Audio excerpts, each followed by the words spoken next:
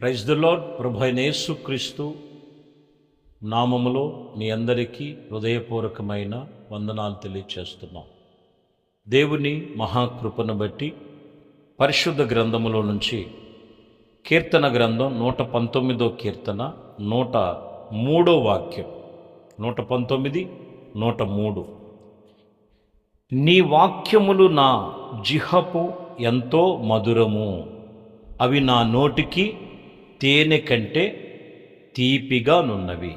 చూడండి, భక్తుడు రాసినటువంటి మాటల్లో దేవుని వాక్యము నా జిహకు అంటే నా నాలుకకు ఎంతో మధురమైనది. ఈరోజు ఒక మనిషి జీవితం మధురముగా మార్చబడాలంటే, మధురమైన ఫలాలుగా మార్చబడాలంటే అది తేనె కన్నా తీయనైనది, మధురమైనది. ఏంటిదంటే దేవుని నీ వాక్యము ఆయన వాక్యము మనకు మధురమైనది. ఈరోజు ఆ వాక్యమును అనుసరించేవారు ఎందరో. ఆ వాక్యము చదువుతారు, బాగానే ఉంటుంది. వాక్యమును కొన్నిసార్లు ఎన్నో విధాలుగా కొన్ని వాక్యాలను మనము వ్యాఖ్యానం చేస్తూ లేదా కొన్ని వాగ్దానాలు పెట్టుకుంటూ ఉంటారు. కానీ అది నీకు మధురముగా ఉండాలంటే వాక్యం ఏమై ఉన్నదంటే ఆ వాక్యాన్ని నువ్వు అనుసరించి నడిచినప్పుడే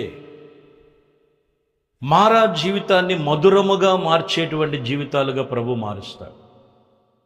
కాబట్టి వాక్యం ఇక్కడ చెప్తున్న మాట మధురముగా ఉండాలంటే ఆయన వాక్యమును ఆయన అనుసరించే విషయంలో కట్టడాలు విధులను అనుసరిస్తే అది నీ జిహ్వకు ఎంతో మధురమని రాయబడి.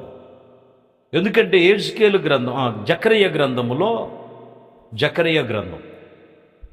1వ అధ్యాయంలో 13వ వచనంలో చూడండి. యెహోవా నాతో మాట్లాడును, దోతకు ఆదరణయు మధురము వచనాలు మల్లతో ఉత్తరమిచ్చను.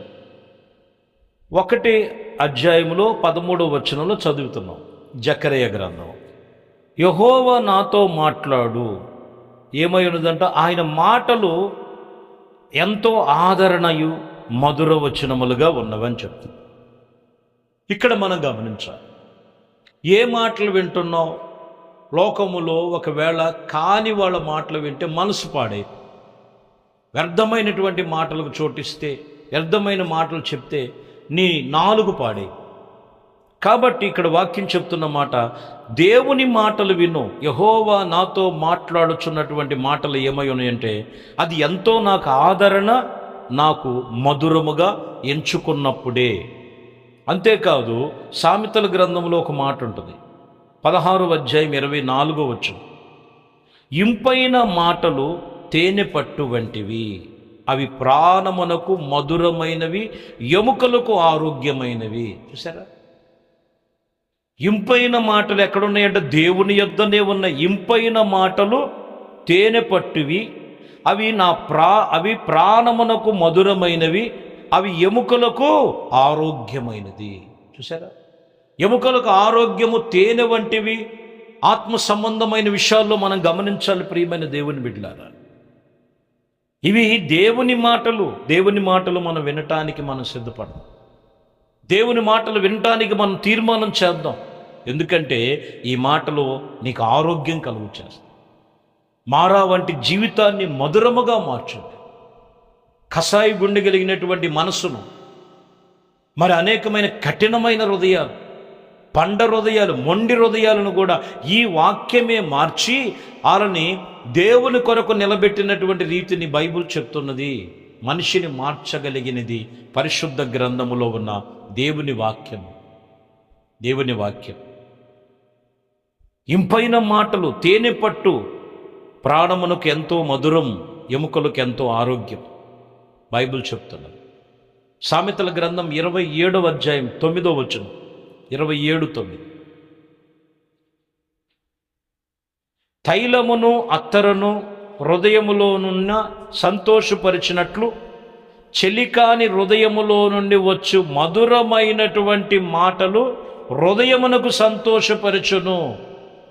ఎవరంట మనందరికీ చెలికాడెవరు? మన ప్రభు అయిన యేసుక్రీస్తు నుండి వచ్చే మాటలు మన హృదయమునకు ఎంతో మధురమో, ఆ మాటలు మన హృదయమును సంతోషము కలుగు చేసెను. ఆ హృదయములో ఎంతో సంతోషము కలుగుతుంది. ఆ హృదయములో ఎంతో దేవుని వాక్యం మధురమైనటువంటి జీవితాలుగా మార్చబడతాయి అనేది మనం చాలా జాగ్రత్తగా గమనించాలి ప్రియమైన దేవుని బిడ్డలారా. కాబట్టి చెలికాడు ఎవరంటే మన ప్రభు అయిన యేసుక్రీస్తు. మన ప్రభు అయిన యేసుక్రీస్తు హెజ్కేలు గ్రంథములో 3వ అధ్యాయము 3వ వచనములో, హెజ్కేలు గ్రంథం 3వ అధ్యాయం 3వ వచనములో, నరపుత్రుడా, నేను చూసిన ఈ గ్రంథములో ఆహారముగాను తీసుకొని దానిని నీ కడుపు నింపుకొనుము. నీతో సెలవించుచున్నగా నేను దానిని భక్షించి తిని అది నా నోటికి తేనె వలె మధురముగా నుండెను. చూసారా? దేవుని పరిశుద్ధ గ్రంథము, దేవుని మాటలు ఎలాంటి అంటే మధురమైనవి. మధురముగా మార్చబడాలంటే వాక్యం ఉండాలి, వాక్యం ఉండాలి, ఆ హృదయంలో వాక్యం ఉండాలి. ఆ వాక్యమును బట్టి నువ్వు మధురముగా మార్చబడతావు. మధురమైనటువంటి ఆత్మ సంబంధమైనటువంటి కార్యములు పొందుకుంటావు. అందుకని అంటాడు, నరపుత్రుడా, నేను ఈ గ్రంథము నీకు ఇస్తున్నాను. ఈ గ్రంథములో ఆహారాన్ని తీసుకునటానికి దాన్ని కడుపు నింపుకో. నీ కడుపులో, నీ హృదయంలో ఉండవలసినది నాతో సెలవిచ్చినటువంటి మాటలు, దేవుని మాటలు భక్షిస్తూ అది నా నోటికి తేనె వలె మధురముగా నుండెను. దేవుడి వాక్యం ఉండాలి మన హృదయం. ఈర్ష్యతో కాదు, దేశముతో కాదు, కోపముతో అనేకమైనటువంటి ఆ హృదయములో కొన్ని ఇవంట శరీర సంబంధమైనవి ఉంటాయి. అందుకనే బైబిల్ చెప్తుంది, ఆత్మకు శరీరం ఒకదానికొకటి విరోధంగా ఉన్నాయి. విరోధమైన వాటిని తీసివేసి దేవునికి అనుకూలమైన దేవుని వాక్యమును మనం భక్షించాలి. భక్షించినప్పుడు అది నీ నోటికి తేనె వంటి మధురమైనది. ఆ మనిషిని చేదైన అనుభవాన్ని మధురంగా మార్చేది దేవుని వాక్యమే. దేవుని వాక్యమే. రెండోది మనం చూద్దాం. కీర్తన గ్రంథములో 19వ అధ్యాయము 9-10 వచనాలు చదువుతున్నాం. కీర్తన 19:9, యెహోవా యందు భయము పవిత్రమైనది, అది నిత్యమైన నిలిచి ఉండెను. యెహోవా న్యాయ విధులు సత్యమైనవి, అవి కేవలము న్యాయమైనవి. అవి బంగారము కంటెను, విస్తారమైన మేలిము బంగారము కంటెను కోరదగినవి. తేనె కంటెను, జుంటె తేనె దారుల కన్నా మధురమైనది. ఏంటిదంట? న్యాయ విధులు. దేవుడు ప్రభు అయిన యేసుక్రీస్తుకు న్యాయ విధులు. ఆ న్యాయ విధులు అనుసరించాలి. దేవుని సన్నిధిలో భక్తి చేస్తున్న, ప్రార్థన చేస్తున్న, ఆత్మీయతలో నడుస్తున్నటువంటి వారు, ఏది నీకు మధురం? దేవుని వాక్యము నీకు మధురమైనది. ఇక్కడ మనం చూస్తే ఏది నీకు మధురం? న్యాయ విధులను అనుసరించడంలో. అది బంగారము కంటే, విస్తారమైన మేలిమి బంగారము కంటే కోరదగినవి, తేనె కంటే జుంటె తేనెదారుల కన్నా మధురమైనవి. మధురమైన అట్టి మధురమైనటువంటి దేవుని వాక్యమును మనము చాలా జాగ్రత్తగా ఆ న్యాయ విధులను మనం అనుసరించాలి. అంటే న్యాయ విధులు అంటే ఆయన కట్టడాలు తప్పకూడదు. ఆయన చెప్పిన కట్టడాలు తప్పకూడదు.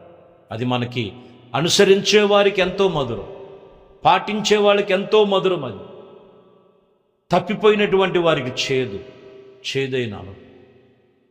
ఈరోజు చేదైన అనుభవాలు ఎక్కడ మనం చూస్తాం? ఒకడు యెరూషలేము నుండి యెరికోకి వెళ్తున్నాడు, చేదైన అనుభవం. దొంగల చేతిలో పడి కొట్టి కొనపురితో పడేశాడు. చేదైన అనుభవం ఎక్కడ కనపడింది? బెత్లెహేము నుంచి మోయాబీ దేశానికి వెళ్ళినటువంటి, మరి నా పేరు నయోమి కాదు, మారా, చేదైన అనుభవంగా మారిపోయింది. ఈరోజు దేవుడు కట్టడాలు, న్యాయ విధులు, న్యాయమును అనుసరించటం, ఇది మనకెంతో మధురం. ఆ కట్టడాలు అనుసరించిన వాడు కార్యాలు చూస్తాడు, వాళ్ళ జీవితాలు మధురముగా మార్చబడతాయి, ఆత్మ సంబంధముగా దేవుడి సన్నిధిలో పరిపూర్ణులుగా తీర్చబడతాయి. కాబట్టి ప్రియమైన దేవుని బిడ్డలారా, అందుకనే దేవుడు ప్రతిరోజు నీకు ఒక వాక్యమును పంపుతున్నారు.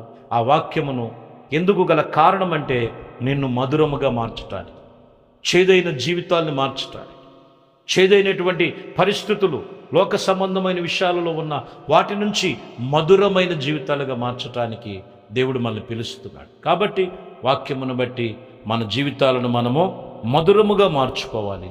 ఎలా మనం మధురంగా మార్చుకోవాలంటే దేవుని వాక్యము విని ఆయన కట్టడాలు, ఆయన విధులను అనుసరించటంలో మధురం ఉన్నది. రెండోది, ఆయన న్యాయ విధులను అనుసరించటంలో మనకి మధురమై ఉన్నదని వాక్యం చెప్తున్న ప్రకారం ఇన్ని రోజులు మరి నువ్వు ఏ స్థితిలో ఉన్నావు, ఇప్పటికీ ఏ పరిస్థితుల్లో ఉన్నావో ఒక్కసారి జ్ఞాపకం చేసుకొని దేవుని సన్నిధిలో కళ్ళు మూసి ఈ ప్రార్థనలో ఏకీవించు. ప్రార్థించాను. మహాపరిశుద్ధుడా, ప్రేమ స్వరూపి, దయగలిగిన మా ప్రభువా, మీ ఘనమైన శ్రేష్టమైన అతి పరిశుద్ధ నామమును బట్టి మీకు వందనాలు. మీ కృపా దయా సంకల్పమును బట్టి అయ్యా, మరి మారాను మధురముగా ఎలా మార్చబడతాం? మీ వాక్యము వలనే కదా. మీ వాక్యమే మధురమైనది, మీ న్యాయ విధులే మధురమైనవి. వాక్యం వింటున్న ప్రతి ఒక్కరిని కూడా ఏ చేదైన అనుభవాలు, ఏ బలహీనతలలో, ఏ శాపకరమైనటువంటి పరిస్థితుల మధ్యలో ఉన్నారు, వాటి నుంచి తప్పించి మధురముగా మీరు మార్చి, మధురమైన ఫలాలుగా మీరు మార్చి, మధురమైనటువంటి కార్యాలు పొందుకునటానికి మీ కృప దయచేసి పరిశుద్ధపరచమని సమస్తమును మీ చేతులకు అప్పగిస్తూ సర్వ మహిమ, ఘనత, ప్రభావాలు మీకే పొందు నజరేయుడైన యేసుక్రీస్తు నామములో ప్రార్థించి వేడుకొనుచున్నాము తండ్రి, ఆమేన్. ప్రభు మిమ్మల్ని దీవించి ఆశీర్వదించునుగాక. ఆమేన్. దేవునితో వచ్చిన పరిశుద్ధ